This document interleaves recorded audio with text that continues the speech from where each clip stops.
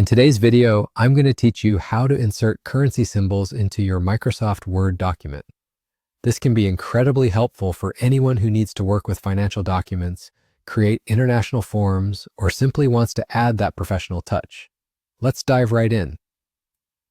To begin, open your Microsoft Word file. This step might sound basic, but it's the foundation of our task today. Make sure you have your document ready for inserting those currency symbols. If you don't have a document open yet, go ahead and open one now or create a new file where you'd like to practice adding these symbols. Next, we'll want to make our way to the Insert tab located on the ribbon at the top of your screen. Clicking on Insert opens up a range of options for inserting different elements into your document, whether it's pictures, tables, or in our case, symbols. Here, look for the Symbols button. If you're using the latest version of Word, you should find this towards the right-hand side of the ribbon. Once you've found the Symbols section, you need to click on More Symbols. This might be nestled in a drop-down menu, so watch out for an option to expand or see more. By opening More Symbols, we gain access to a wider variety of special characters and symbols that aren't immediately visible on the main ribbon. Now, with the Symbols dialog box open, it's crucial to set the font to normal text. This ensures you're viewing all symbols available rather than a limited set tied to specific fonts.